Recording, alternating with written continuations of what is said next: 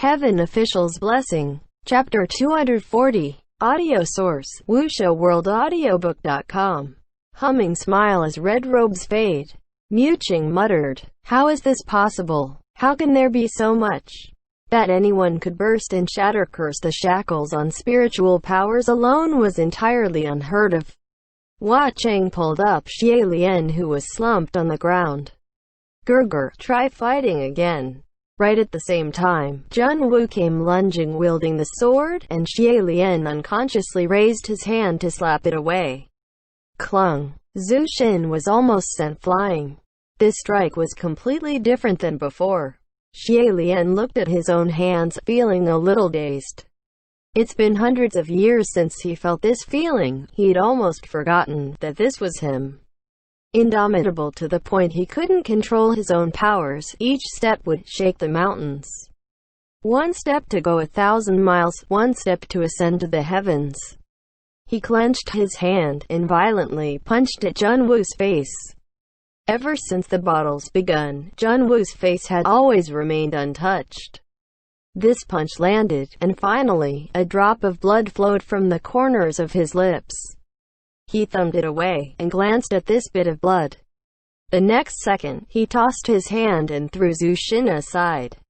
It seemed he was going to fight Xie Lian with bare fists. Xie Lian threw another fist, but Jun Wu caught his punch, twisting it around. Intense agony spread, and Xie Lian's arm broke with a crack. However, he instantly righted it again himself, and sent out another blow, but it was seized by Jun Wu. Xie Lian saw things weren't going well and thought to snatch Fang Xin that was tossed away by Jun Wu earlier. Naturally, Jun Wu also thought he'd take this step, and blocked his way. However, he had forgotten there was still Feng Xin and Muqing behind him. Although the two were half crippled, they both planned to sneak around and pull out the sword Fang Xin. Their actions were already exceedingly light, yet it was as if Jun Wu had grown eyes on his back, and he moved his hand back and blasted. The bridge under their feet instantly cracked, and both fell, plunging down to the lava stream. In the last second, a hand caught Feng Xin's boot, and Feng Xin caught Muqing's boot. When he looked up, he cried, "What the fuck? What the actual fuck? Head priest, old sir, please don't ever let go, alright?" The one who caught them was indeed head priest. Veins were violently popping on his forehead. "So you do know I'm a senior? Well, hurry up and climb up then." While that part of the bridge was broken by Jun Wu, Xie Lian raised a hand to latch onto it, forcefully keeping it suspended in midair. He had wanted to pull it further upwards, but Jun Wu wouldn't give him that space. The three were mere 20-30 feet away from the rolling lava. Even flesh ears could hear the bubbling sound of air bubbles tumbling.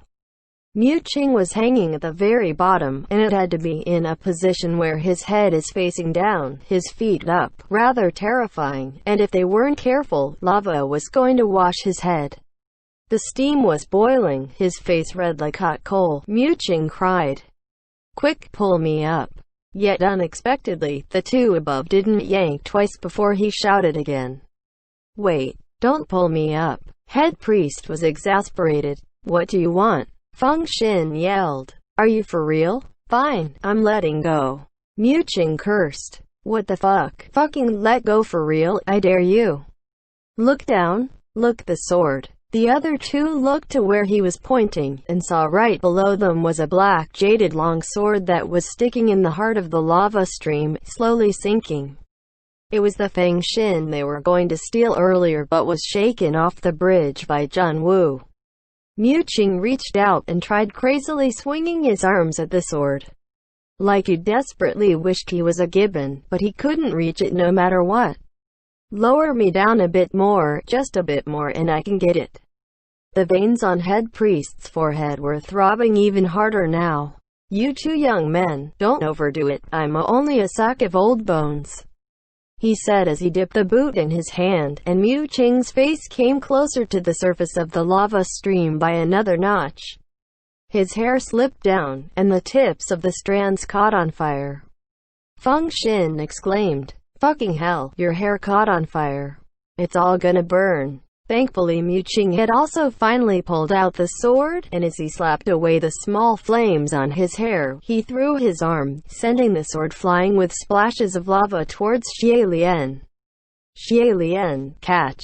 Xie Lian also swung his arm up and caught the hilt of Feng Xin. As for head priest, he was at his limit. I can't do this anymore. Both of you, come up now. Feng Xin saw that the head priest was shuddering and realized things were going bad, so he yanked Mu Qing up and threw him forcefully. Enough with all your yammering and moseying. To be thrown like this, Mu Qing was about to throw a major fit when just below in the lava pool, some dozens of molten resentful spirits suddenly came leaping out. Those resentful spirits were like fish jumping out of water, and they leapt up, catching hold on Feng Xin's chest. If it wasn't for spiritual light shielding his body, Feng Xin would have probably been burnt through. They were scared away by Feng Xin's arrows earlier, and grudge was buried in their hearts. They sneakily dived and hid within the lava, following them all the way here, and now they've captured this chance to drag him down. Without warning, head priest was also dragged forward by this sudden increase in weight, slipping downwards. This time, it was Mu Qing's turn to be at the very top, and caught head priest by his boots. Feng Xin was already injured, and there were even several arrows on his person he forgot to pull out. He fought with those resentful spirits with bare fists, but at the same time was mindful that the people above might loosen their grips if he fought too hard, so it was a very passive bout. More and more molten resentful spirits were gathering down below, layering over one another as they clung onto him, like they were having a tug of war against head priest and Mu Qing. The strength of both sides were significant, and if this continued, Feng Xin would be split into two for sure. Feng Xin roared, "Can we just get this over and done with?" Mu Qing yelled back, "Shut up!" Suddenly, he felt the weight in his hands lighten, and it appeared those resentful spirits had finally let go, so he quickly pulled the other two up. Once they were up and safe, Feng Xin panted harshly, still visibly shaken. Shrieking and roaring of the resentful spirits came from down below, and the group looked down. Mu Qing and head priest said simultaneously, "Feng Xin, it's your son." Sure enough, among the red-hot molten resentful spirits, there was a blanched creature hopping around, crazily tearing at them with its teeth. Those molten resentful spirits were all aged ghosts of at least 2,000 years old. Plus they had banded into groups, so why would they be afraid of some little minion that couldn't even be considered a baby?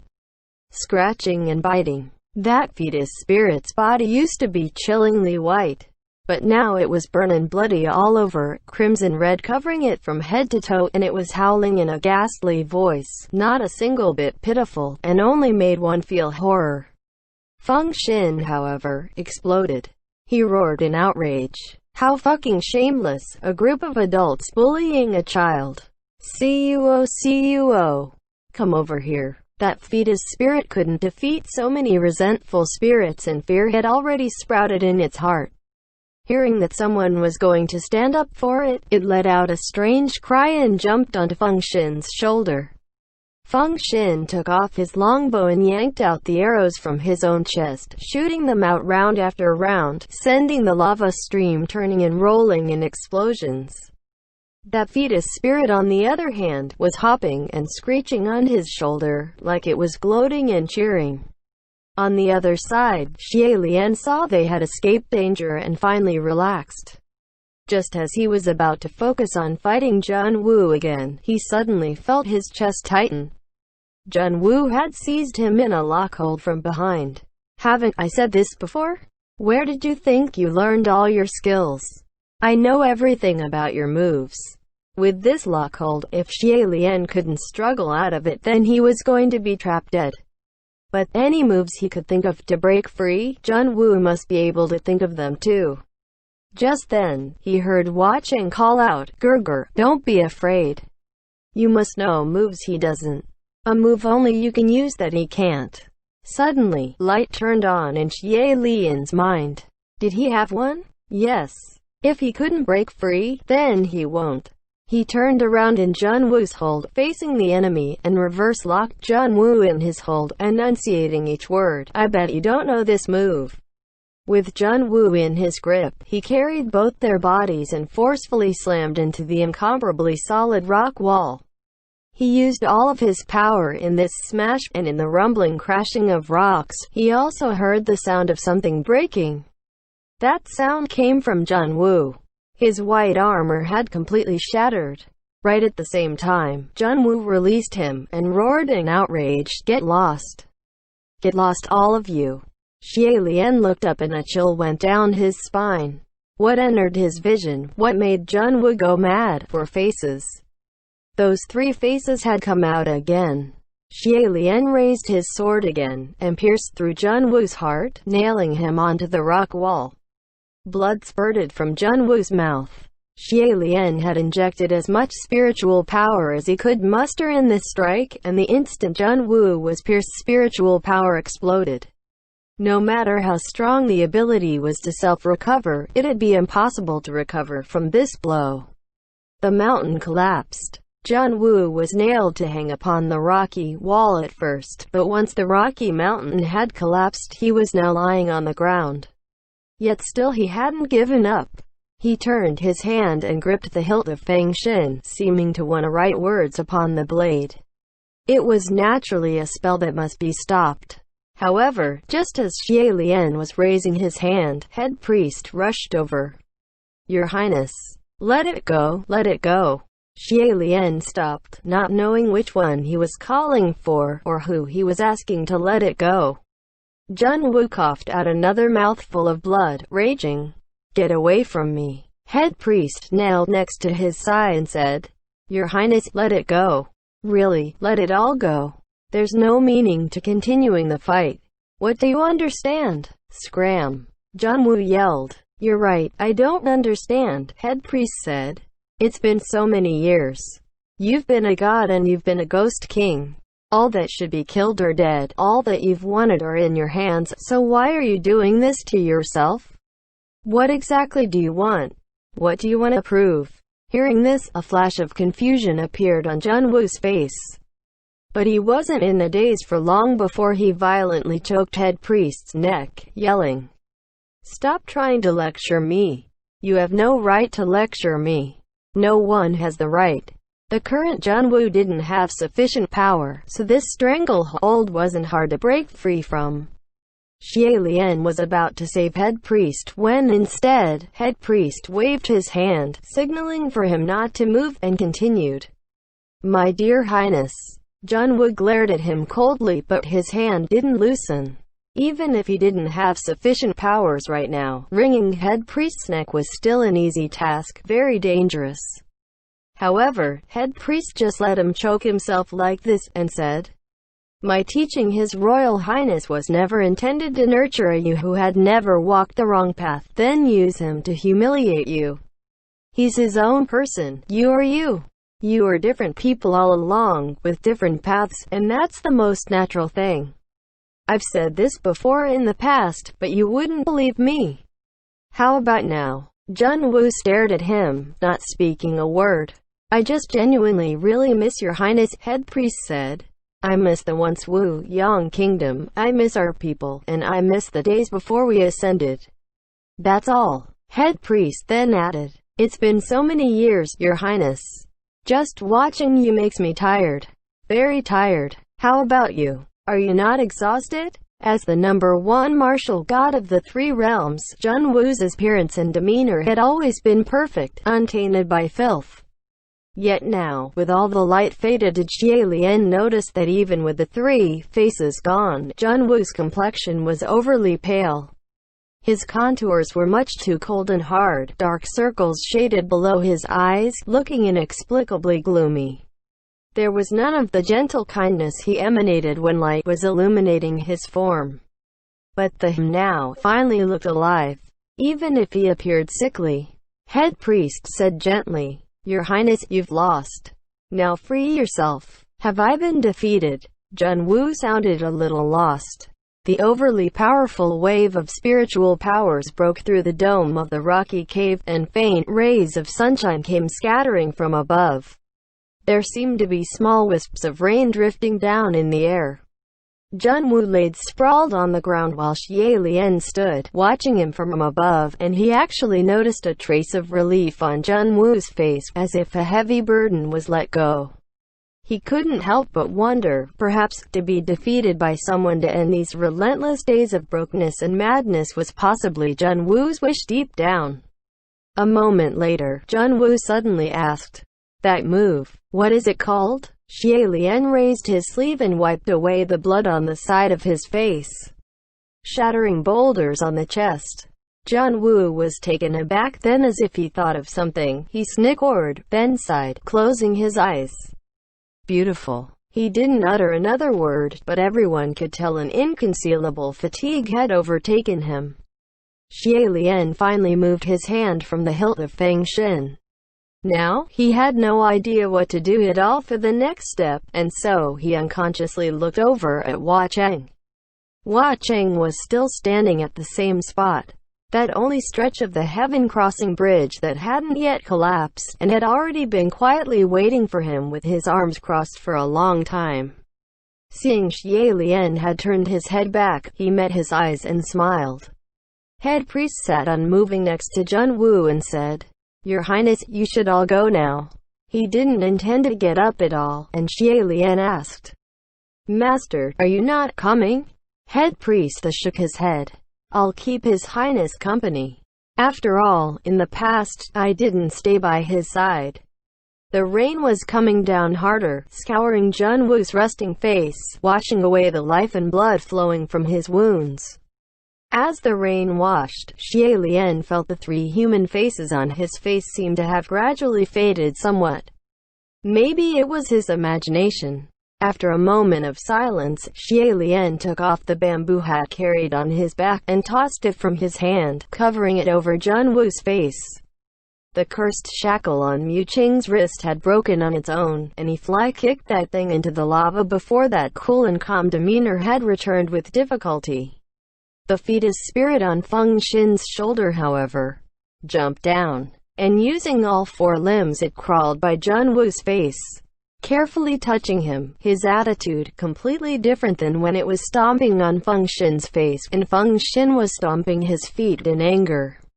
Xie Lian, however, didn't care for anything else, and dashed straight for Hua Cheng with his battered face, like he had been reborn. In truth, it certainly was a close escape from death, and he pounced at him.